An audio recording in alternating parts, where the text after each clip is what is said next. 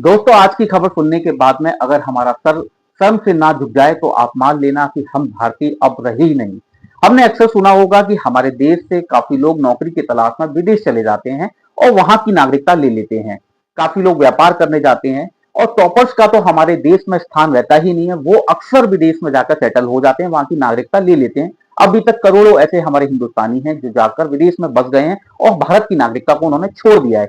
लेकिन अभी एक खबर निकल कर आई है जिसमें हमारे विदेश मंत्रालय ने सुप्रीम कोर्ट में जानकारी दी है, जिसमें बताया है कि लगभग 200 से ज्यादा भारतीयों ने रसिया की फौज में भर्ती हो गए हैं। आप समझिए, रसिया की फौज में हमारे भारतीय शामिल हुए हैं।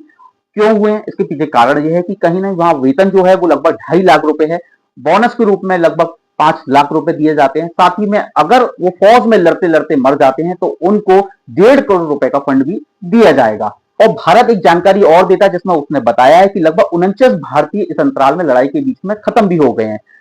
आप समझिए इस बात को कि लड़ाई रसिया की यूक्रेन से चल रही है, एक देश की दूसरे देश से है, लेकिन भारत के लोग उस सेना में शामिल हो रहे हैं।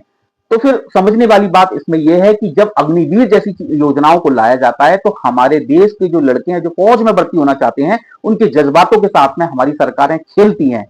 जो लड़के हिंदुस्तान के लिए अपना पूरा जान लगाना चाहते हैं, क्योंकि फौज हमारे देश में आज वो तरह की है कि हमारी फौज पर ही हमें पूरा विश्वास होता है, लेकिन फौज के लड़कों के साथ में भी खिलवाड़ किया गया, इसीलिए वो लोग निराशा के कारण दूसरी फौज में जाकर भर्ती हो रहे हैं।